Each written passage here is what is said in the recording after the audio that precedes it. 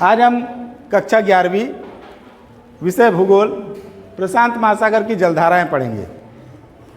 तो प्रशांत महासागर के अंतर्गत हमारी जो प्रमुख जलधाराएं हैं उसको हम दो भागों में बांटते हैं, गर्म जलधारा और ठंडी जलधारा। तो हमारी जो जलधाराएं हैं उसमें पहला उत्तर भूमध्य रेखीय जलधारा। यह जलधारा जो है मध्य अमेरिका तट से फिलीपींस द्वीप समूह तक चलती है। दूसरी जलधारा है वह है विपरीत विषुवत रेखीय जलधारा, जो मिंडमाव से लेकर के पनामा की खाड़ी तक चलती है। तीसरी जलधारा दक्षिणी भूमध्य रेखीय जलधारा। यह जो जलधारा है वो दक्षिण अमेरिका के पश्चिम तट से न्यूगिनी द्वीप तक बहती है। चौथी जलधारा क्यूरोसियो की जलधारा, यह गर्म जलधारा है। पांचवा क्यूराइल की जलधारा, ये जो क्यूराइल की जलधारा है ये ठंडी जलधारा है। छठवां सखालिन द्वीप के पास में ओखोटस की धारा है, ये जो धारा है वो ठंडी जलधारा है। सातवां उत्तरी प्रशांत प्रवाह, ये गर्म जलधारा है। आठवां अलास्का की जलधारा, ये भी गर्म जलधारा है। नौवां कैलिफोर्निया की जलधारा, ये भी ठंडी जलधारा है। 10वां पूर्वी ऑस्ट्रेलिया की जलधारा, ये गर्म जलधारा है। 11वां पीरू या हम्बोल्ट की जलधारा, ये जलधारा ठंडी जलधारा है। प्रशांत महासागर की जलधाराएं। तो आर्कटिक के अंतर्गत जो भी क्षेत्र आएगा वो ठंडा रहेगा, उधर से आने वाली जो जलधाराएं रहेगी वो ठंडी जलधाराएं होगी। अंटार्कटिका की ओर से देखेंगे तो नीचे से भी जो जलधारा आएगी वो ठंडी जलधारा होगी। उसके बाद यहाँ पर हमारा शून्य अंश अक्षांश, तो ये जो भूमध्य रेखा है वो पृथ्वी को दो भागों में बांटती है। भूमध्य रेखा के उत्तर का भाग उत्तरी गोलार्ध, भूमध्य रेखा के दक्षिण का भाग दक्षिणी गोलार्ध। तो भूमध्य रेखा भी हमारी दो प्रकार की होगी, एक उत्तरी भूमध्य रेखीय जलधारा और दूसरा दक्षिणी भूमध्य रेखीय जलधारा। ऊपर रहेगी वो उत्तरी भूमध्य रेखीय जलधारा, नीचे रहेगी वो दक्षिणी भूमध्य रेखीय जलधारा। उसके बाद जिस प्रकार से हमने उस दिन देखे थे कि उत्तरी अटलांटिक जलधारा के अंतर्गत एक विपरीत भूमध्य रेखीय जलधारा होती है, यहाँ पर भी एक विपरीत भूमध्य रेखीय जलधारा होगी। पहला उत्तरी भूमध्य रेखीय जलधारा। तो ये जो उत्तरी भूमध्य रेखीय जलधारा है वो मध्य अमेरिका के तट से फिलीपींस द्वीप समूह तक चलती है। ये मध्य अमेरिका का तट है, मध्य अमेरिका, अमेरिका, उत्तरी अमेरिका, ये उत्तरी अमेरिका है और ये उसका तट मध्य अमेरिका, यहाँ से लेकर के फिलीपींस द्वीप समूह तक चलती है। तो ये जो जलधारा है मध्य अमेरिका तट से फिलीपींस द्वीप समूह तक चलती है, तो इसका सबसे प्रमुख कारण है बहने का वो है व्यापारिक हवाएं। हमने पिछले अध्याय में पढ़ा था व्यापारिक हवाएं। व्यापारिक हवाएं इसके चलने की जो दिशा है वो पूर्व से पश्चिम की ओर है, इसलिए ये जलधारा भी जो है वो व्यापारिक हवा के प्रवाह के कारण पूर्व से पश्चिम की ओर चलती है। तो मध्य अमेरिका तट से फिलीपींस द्वीप समूह की ओर चलती है। ये मध्य अमेरिका तट और ये फिलीपींस द्वीप समूह, यहाँ से जो जलधारा बहती है इसको हम कहते हैं उत्तरी भूमध्य रेखीय जलधारा। यहाँ पर भूमध्य रेखा होने के कारण वर्ष भर सूर्य की किरणें लंबवत पड़ती है, इसलिए ये जो जलधारा है वो कैसी जलधारा है? गर्म जलधारा है। इस जलधारा का नाम है उत्तर भूमध्य रेखीय जलधारा। दूसरा हमारा विपरीत विषुवत रेखीय जलधारा। तो ये जो जलधारा है वो मिंड नाव से पनामा की खाड़ी तक चलती है। ये मिंड नाव और ये पनामा की खाड़ी। नाम इसका क्या है? विपरीत विषुवत रेखीय जलधारा। कहने का मतलब ये है कि ये धारा जो है वो उल्टी बह रही है। ये मिंड नाव से स्टार्ट हुई, पनामा की खाड़ी तक जो जलधारा बहती है उसको हम कहते हैं विपरीत भूमध्य रेखीय जलधारा। इसको हम विपरीत भूमध्य रेखीय जलधारा क्यों कहते हैं? क्योंकि यहाँ पर उत्तरी भूमध्य रेखीय जलधारा और दक्षिणी भूमध्य रेखीय जलधारा, जब दोनों जलधाराएं इधर से आती है तो यहाँ पर जल इकट्ठा हो जाता है और जल इकट्ठा होने के कारण यहाँ पर जल का स्तर ऊंचा हो जाता है, इसलिए यहाँ से उच्च जल स्तर से निम्न जल स्तर की ओर जल प्रवाह होता है, इसलिए इसकी गति कैसी हो जाती है? उल्टी हो जाती है, इसलिए इसको हम कहते हैं विपरीत भूमध्य रेखीय जलधारा। तीसरी हमारी जलधारा है वो है दक्षिण भूमध्य रेखीय जलधारा। तो ये जो दक्षिण भूमध्य रेखीय जलधारा है वो दक्षिण अमेरिका के पश्चिमी तट से न्यू गिनी द्वीप समूह तक चलती है। तो ये दक्षिण अमेरिका है, दक्षिण अमेरिका का ये पश्चिमी तट है, यहाँ से लेकर के न्यू गिनी द्वीप तक चलती है। तो ये जलधारा ऐसे बहेगी पूर्व से पश्चिम की ओर। कहाँ तक बहेगी ये? न्यू गिनी द्वीप समूह तक। तो ये भी जो जलधारा है वो व्यापारिक हवाओं के अनुसार चल रही है। व्यापारिक हवाएं हमारी कैसे चलती हैं? पूर्व से पश्चिम की ओर। ये हमारा पूर्व हो गया, ये हमारा पश्चिम हो गया। तो ये जलधारा भी कैसे चल रही है? व्यापारिक हवा के प्रवाह के कारण पश्चिमी दक्षिण अमेरिका तट से लेकर के न्यू गिनी द्वीप तक चल रही है। इस जलधारा का क्या नाम है? दक्षिण में, इसलिए दक्षिण भूमध्य रेखीय जलधारा। चौथी जलधारा क्यूरोसियो की जलधारा। क्यूरोसियो की जलधारा गर्म जलधारा है, और ये जो जलधारा है ये कैसी जलधारा है? उत्तरी अमेरिका के मध्य अमेरिका तट से जो जलधारा जाती है, कौन सी जलधारा है वो? उत्तर भूमध्य रेखीय जलधारा।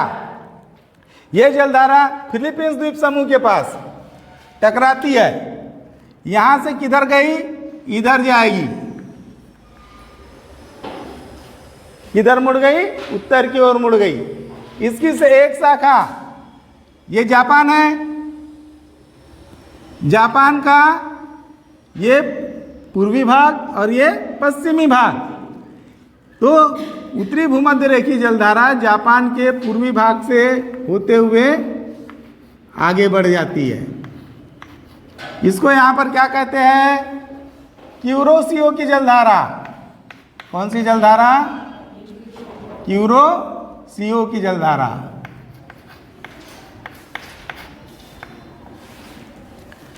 उत्तरी भूमध्य रेखीय जलधारा फिलीपींस द्वीप समूह के पास में जब टकराती है तो एक धारा जो क्यूरोसियो की ओर चली जाती है, और दूसरी जो जलधारा है वो जापान के पश्चिमी तट से होते हुए जापान सागर में मिल जाती है। इसको जापान में तुशिमा की जलधारा कहते हैं। Yes sir. ठीक।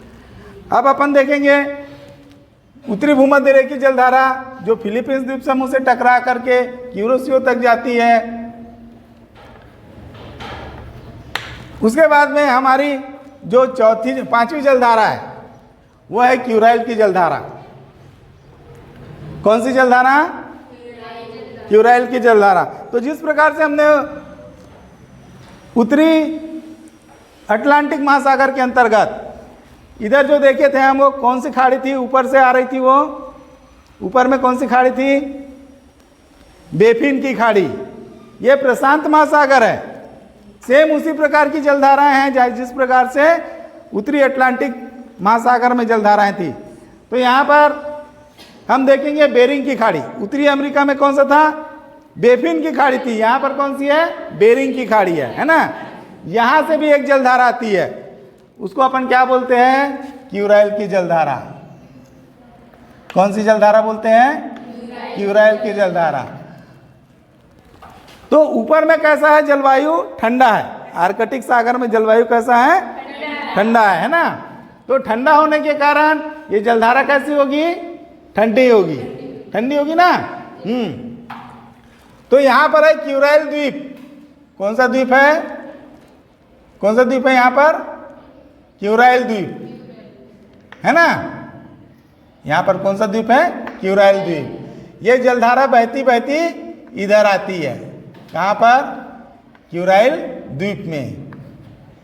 और जब ये क्यूराइल की धारा जब इधर आती है ना, तो इसकी एक धारा इधर चली जाती है। ठीक है। हाँ, इसको कौन? बेरिंग से आने वाली जो धारा है उसको अपन क्या नाम दिए? क्यूराइल की धारा है ना। ये कौन सी धारा है? क्यूराइल। तो ये क्यूराइल की धारा बहते बहते इधर आती है क्यूरोसियो में, है ना। और इसकी एक धारा कहाँ चली जाती है? सखालिन द्वीप में। कहाँ चली जाती है? सखालिन द्वीप में क्या कहते हैं, ओखोटस्क धारा। फिर ये जो धारा है ओखोटस्क धारा, ये बहती हुई वापस फिर से कहाँ जाती है, क्यूराइल खाड़ी में, है ना। कौन सी खाड़ी में, क्यूराइल की खाड़ी में।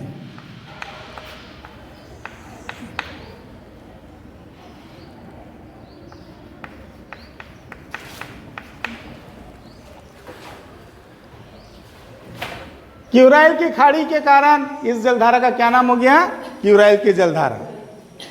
इस प्रकार से अपन देखते हैं कि बेपिन की खाड़ी से क्यूराइल की जलधारा निकलती है। इसकी दो शाखाएं हो जाती है, एक शाखा जो है डायरेक्ट क्यूराइल की खाड़ी में जाती है और दूसरी शाखा सखालिन से होते हुए ओखोटस्क धारा को जन्म देती है। ओखोटस्क की धारा पुनः मुड़ करके क्यूराइल की खाड़ी में आकर मिलती है।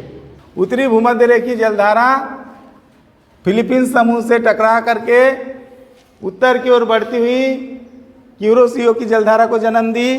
क्यूरोसियो की जो जलधारा है क्यूराइल की खाड़ी के पास में क्यूराइल की जलधारा से मिली, ठीक है। क्यूरोसियो की गर्म जलधारा और क्यूराइल की ठंडी जलधारा दोनों यहाँ पर मिल गए, ठीक है कि नहीं। गर्म जलधारा मिली, ठंडी जलधारा मिली, दोनों के मिलने से वहां पर पूरा छा गया, ठीक है। अब ये दोनों जलधाराएं 40 से 45 अंश, कितना 40 से 45 अंश, है ना। यहां पर एक पवन चलती है, उसका नाम है पछुआ पवन। कौन सी पवन, पछुआ पवन। तो पछुआ पवन के जो बहने की दिशा है वो है ऐसी, इधर कौन सी दिशा, पश्चिम, इधर कौन सी, पूर्व, है ना। तो पश्चिम से पूर्व पछुआ पवन चलती है, इसलिए यहाँ पर जो क्यूराइल और क्यूरोसियो की जो जलधारा है वो आपस में मिलने के कारण, पछुआ पवन के प्रवाह के कारण वो भी जलधारा जो है कैसे बहेगी, पश्चिम से पूर्व की ओर बहेगी। क्लियर? Yes sir. इसका नाम क्या हो जाएगा, कौन सी अपन महासागर पढ़ रहे हैं, प्रशांत महासागर। तो इस जलधारा का क्या नाम हो जाएगा, उत्तरी प्रशांत प्रवाह। उत्तरी प्रशांत प्रवाह। अब ये जो उत्तरी प्रशांत प्रवाह है ये आगे बढ़ते हुए कहां पर टकराई, अलास्का पर, ठीक है। कहां पर, अलास्का की खाड़ी में। कौन सी खाड़ी, यहां पर अलास्का की खाड़ी है। ये आगे बहती हुई इधर चली गई, ठीक है। इसको अपन क्या बोलेंगे, अलास्का की धारा। ये उत्तरी प्रशांत महासागर गर्म है, इसलिए जलधारा कैसी हो गई, गर्म जलधारा हो गई। इसका हमने क्या नाम दिया, अलास्का की धारा। क्लियर? अब ये अलास्का की खाड़ी में टकराने के बाद इसकी एक शाखा दक्षिण की ओर आ जाएगी। उत्तरी प्रशांत प्रवाह की एक धारा जो है वो किधर आ जाएगी, दक्षिण की ओर आ जाएगी, है ना। ऐसा बहते बहते तो यहां पर क्या है, कैलिफोर्निया है। कौन सा है, कैलिफोर्निया है। तो कैलिफोर्निया के पास आएगी तो इसका नाम क्या हो गया, कैलिफोर्निया की धारा। क्लियर? हाँ। तो ये जो कैलिफोर्निया है ये जलधारा ऊपर से नीचे आ रही है, ऊपर से नीचे आ रही है। तो ऊपर से नीचे आ रही है इसलिए कैलिफोर्निया की जलधारा कैसी हो गई, ठंडी जलधारा। अब यहां पर उत्तरी भूमध्य रेखी जलधारा, क्यूरोसियो की जलधारा, प्रशांत प्रवाह और कैलिफोर्निया की जलधारा, ये चारों जलधारा मिलकर के एक चक्र बनाते हैं, जल चक्र, ठीक है। अब अपन पढ़ेंगे दक्षिणी प्रशांत महासागर की जलधाराएं। तो इसके अंतर्गत सबसे पहले अपन पढ़ेंगे दक्षिणी भूमध्य रेखीय जलधारा। कौन सी जलधारा? दक्षिणी भूमध्य रेखीय जलधारा। तो ये जो जलधारा है दक्षिणी भूमध्य रेखीय जलधारा, ये दक्षिण अमेरिका के पश्चिम दक्षिणी अमेरिका तट से टकरा करके न्यू गिनी द्वीप समूह तक जाती है।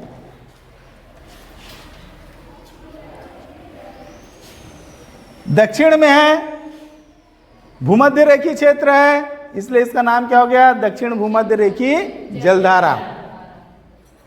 यह जलधारा पश्चिम दक्षिण अमेरिका तट किस दिशा में है? पूर्व दिशा में। न्यू गिनी किस दिशा में है? पश्चिम दिशा में। तो इधर से इधर कौन सी दिशा कहलाई? पूर्व से पश्चिम। तो ये जो जलधारा है भूमध्य रेखा के पास में है, भूमध्य रेखीय जलधारा है। तो ये भूमध्य रेखा में होने से तापमान यहाँ वर्ष भर कैसा रहेगा? गर्म रहेगा, इसलिए जलधारा कैसी है? गर्म जलधारा। तो दक्षिण भूमध्य रेखीय जलधारा गर्म जलधारा है, जो पश्चिम दक्षिण अमेरिका के तट से न्यू गिनी द्वीप तक चलती है। और न्यू गिनी द्वीप में टकराने के बाद में ये जो जलधारा है, एक जलधारा हिंद महासागर में प्रवेश कर जाती है, और जो दूसरी जलधारा है ये कौन सा देश है? हाँ, ऑस्ट्रेलिया का ये कौन सा भाग? पूर्वी भाग, है ना। तो पूर्वी ऑस्ट्रेलिया की जलधारा को जन्म देती है। इधर एक धारा बह जाती है, उसको हम क्या बोलते हैं? पूर्वी ऑस्ट्रेलिया की जलधारा। ठीक है। ये जो पूर्वी ऑस्ट्रेलिया की जलधारा है, ये कैसी जलधारा है?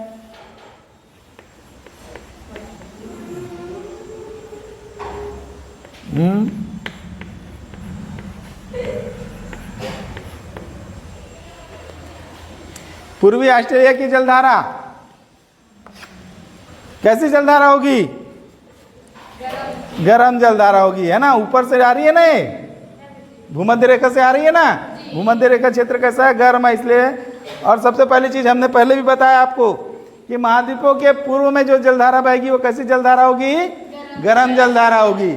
इसलिए पूर्वी ऑस्ट्रेलिया की जलधारा कैसी जलधारा है? गर्म जलधारा, है ना।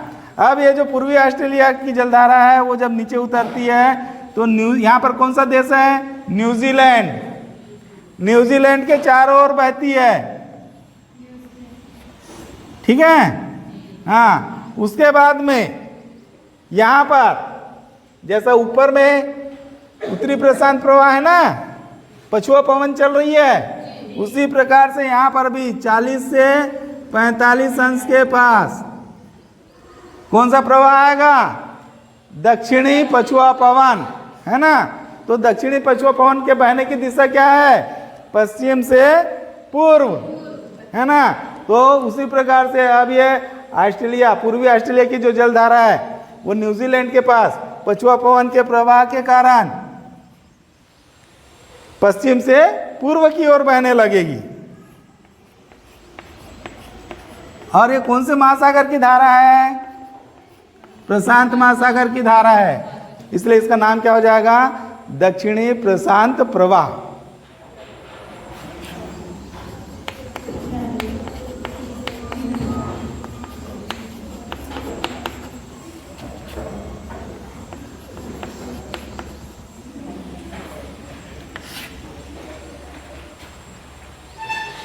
ये दक्षिणी प्रशांत प्रवाह बहते बहते इधर आएगी दक्षिणी अमेरिका। दक्षिणी अमेरिका का ये कौन सा तट? पश्चिमी तट, है ना। पश्चिम में कौन सा तट? दक्षिण पश्चिम, है ना। यहाँ पर एक देश है, कौन सा देश? पेरू, है ना। तो पेरू के तट के चलने के कारण, है ना, ये धारा कैसे चल रही है? पेरू के तट के सहारे सहारे चल रही है, इसलिए इसका नाम क्या हो गया? पेरू की धारा।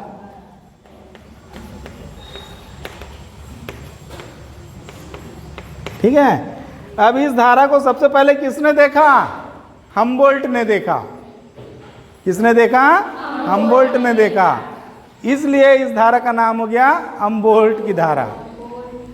ठीक है। तो पीरू की धारा को हम और किस नाम से जानते हैं? हमबोल्ट की धारा।